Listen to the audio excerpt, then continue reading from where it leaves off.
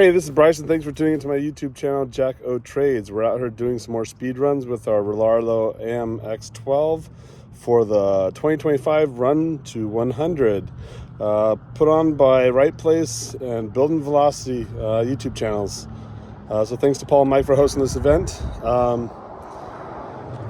We're starting to get a better feel for our car. We're getting our numbers up, as you can see in the videos. We're hoping today's the day, but I don't want to jinx myself, so we'll see how we do.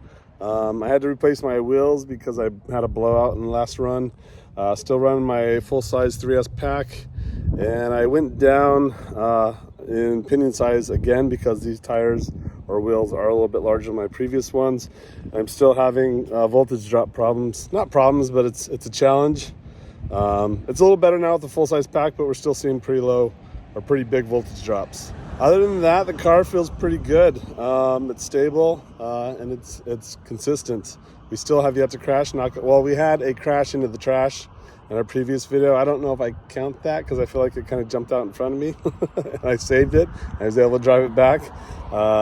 So we'll see. Anywho, thanks for tuning and watching. Take care. Bye. All right, we are ready to get rolling. Reset. Okay, make sure we start. All right.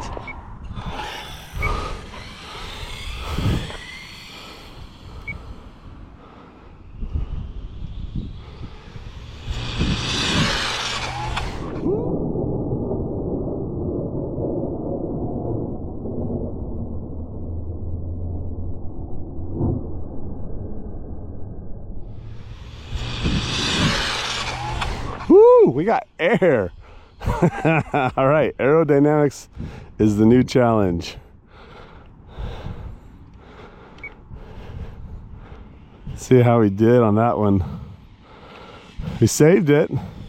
It flies straight. But let's how fast does it take to get air?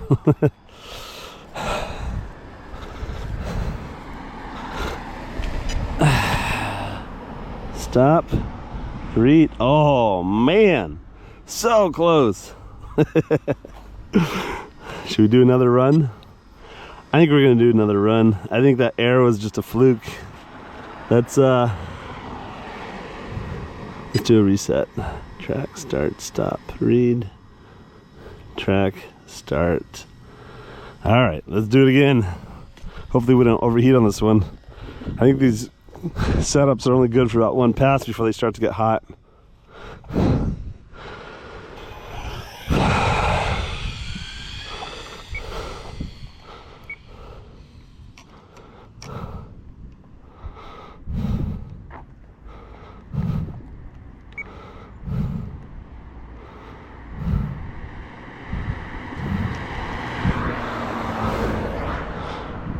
Wait for the car to clear out. Okay.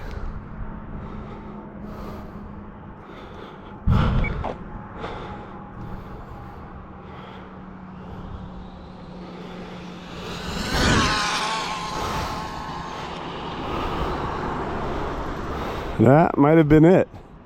I heard some kind of whooping sound. It might have been oh. We shut down. Shoot, that's a long walk.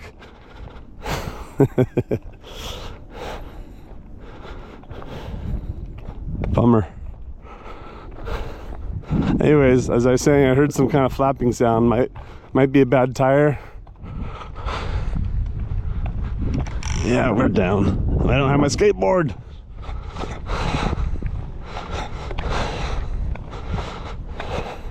That might be a thermal shutdown.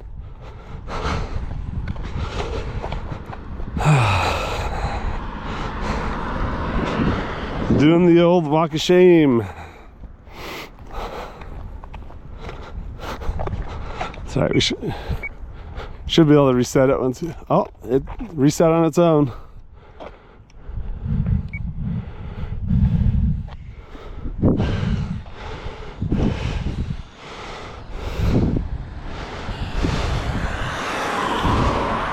All right. Didn't have to go all the way. Let's see if there's tires look good.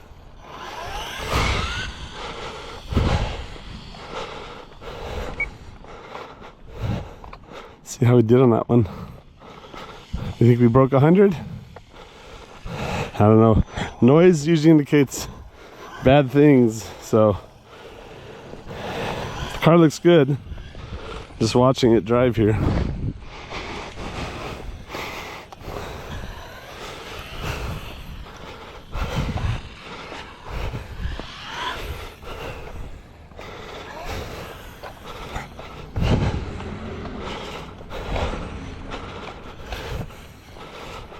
I do like being able to do that, go up little curbs.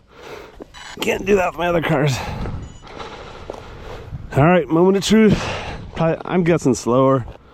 Let's see. Holy sh**, we did it.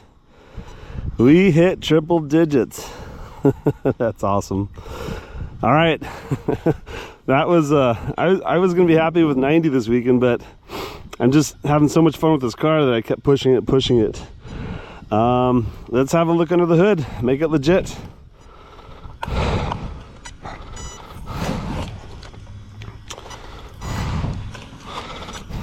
This is the fastest I've ever gotten to 100 on one of these speed runs. Usually it takes me a lot of iterations and crashing, and I have yet to crash, knock on wood. All right, what's that beep? That beep indicates something. I'm guessing thermal. Okay, we'll turn it off. Just do a sanity check. 4 wires, so that's a 3S, 5,000 milliamp hour pack, full size pack that we were able to get in there. Then our standard Castle 7700 kV motor. All right, that is a wrap for the day. All right, we are back from our 100 mile an hour run, actually 101 mile an hour. We're now in the 100 mile an hour club. It's a nice place to be. I'm gonna go ahead and pull the curtain back on what I do with my car. It's not necessarily the right way to do things. It's just, this is how I do it, and it seems to work for me. I've only done a handful of speed runs, and it's almost becoming formulaic in what I do to the cars to get them fast. This is the first time I've gotten this fast in this short amount of time. Usually it takes me several weeks, if not months, to get up here with lots of crashes and broken parts. And fortunately, with this car, it's such a good platform that I've made it to these speeds without... I've had one broken part, that was the drive shaft, and I would say no quote-unquote crashes, in the sense that every near crash I've been able to drive back, so nothing that caused damage or flippage or whatever catastrophe where I couldn't drive out of it and keep doing runs. So that's what I mean by no crashes. Anywho, let's go ahead and flip the camera around and check out the car and see what we've done. Okay. All right, so let's dig into our car. So this started off as a AM-X12 roller. So that basically meant that it came with no electronics. The first thing I did on this car was lock the front and rear diffs. I initially started with the silicone earplug method, but that's not really a hard lock, and I don't really care for it. So these diffs are epoxied, so it's a hard lock. The next thing we did was we made a carbon fiber upper deck. I wanted to give myself more real estate for my electronics, so that gave me space to mount my GNSS, my ESC, and my receiver. In addition to that carbon fiber upper deck, I designed and 3D printed a little cradle for the ESC and the GNSS. You know, I was assuming I was going to have lots of crashes, and I didn't want these two things flying around, so the cradle kind of helps them stay in place. After that, we attacked the linkages. The lower arms actually have quite a bit of slop with the hinge pins, so I backfilled those with CA glue. What I do is I basically put glue in the hole, shove the hinge pin in, and then I work the hinge pin until that CA glue is done drying, so that I make sure that it doesn't bond to the hinge pin. If it does bond, it's not a big deal. I can just drive the hinge pin with a hex driver to break that bond. Usually the glue doesn't bond to metal very well. But that ensures that I have no slop in my arms. And it does make it for a little bit tight. You know, a lot of the getting rid of the slop, I use CA glue to backfill, and it makes things stiff and tight. But for a car that's going straight, that's perfect. In the steering, you got to be careful because you don't want it to be so tight that your servo can't correct for it. But you want it just tight enough where you have no slop. So it's kind of a gray area of optimization. This car has a feature where the suspension arms have a hole for a grub screw or screw, and you can use that to adjust your ride height of the vehicle, which is a great feature to have. And then what I also use it for is, with this full-size pack, I'm unable to fully balance the car side to side. I'd have to put way too much counterweight on it to make it work. But what I can do is I can adjust my preload on each wheel, basically the load to the ground. To do that, I basically put this on a 4-scale system, and I measure the load at each wheel. Then I adjust these screws to make sure that the load is as close as possible, so I'm getting equal traction on each of the 4 wheels. Your traction is basically a function of the force that you apply and your coefficient of friction. If we assume that the friction is equal on all tires, then what you have control over is that force. And so that force is basically the weight that we see on the scales. Now you can get those balanced pretty close to within 20 grams, especially with this battery. With the normal battery, I can actually get them down closer to 10 grams, where they're within 10 grams of each other. I don't know if that works, but that's what I've been doing with my speedrun cars for a couple years now, and so it's become part of the formula. The other thing that I did was I stuffed a full-size short servo in here. I basically had these aluminum servo mounts that I drilled holes for, so I could get a full-size servo in there. When you go with steering servos for speedrun cars, you want to get something with low deadband. The deadband is basically as you put signal into that steering servo, measured in microseconds. It's the response of the servo for every piece of input that you give to it. So I like to get servos that have responses of around 1 to 2 microseconds, or deadbands of around 1 to 2 microseconds. A lot of servos are closer to 10 or 20.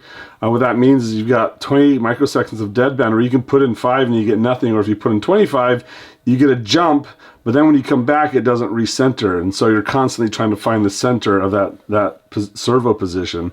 That's why you want to go with kind of a low deadband servo. That feature typically is not advertised as a spec on the servo. I have seen some servos that advertise it, but not all of them. So it's something that you have to measure. And if you have a servo tester that has a readout of your input signal, you can then you can measure it kind of manually. The other thing I've done is with the shocks, where I've maximized the preload. I also moved the shocks to the outer holes. I don't recall actually if they're on the inner or outer holes, but the outer holes I figure is a stiffer system.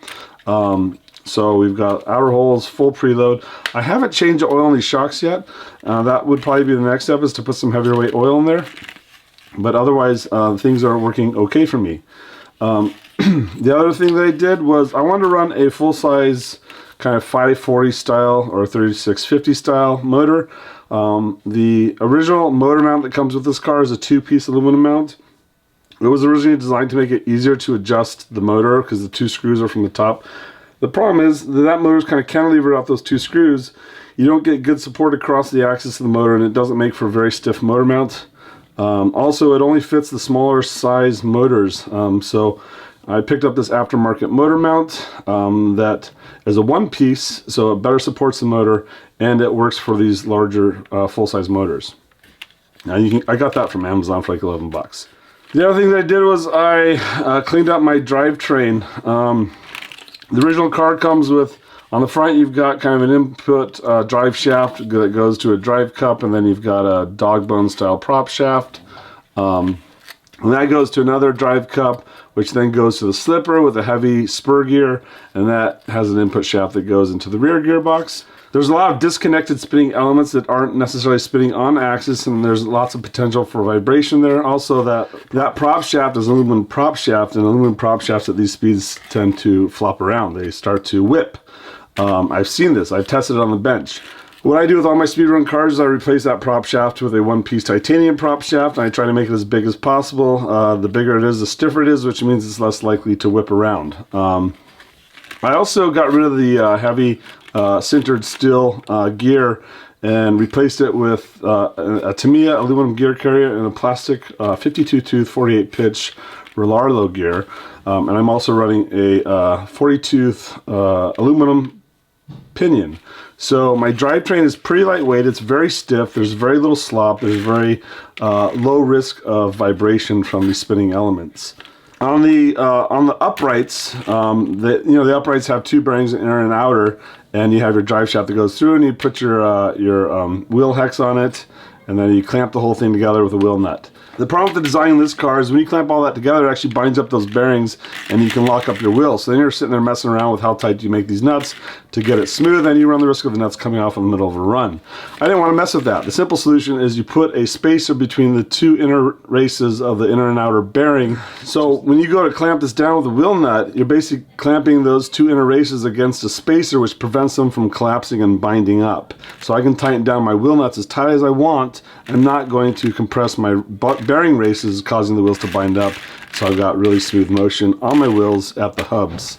And that is about it. I kind of went through this pretty fast. There's a lot to take in here. We got a whole year to play around this, so we'll just have to see where the car takes us. Thanks for tuning in and watching. Take care. Bye.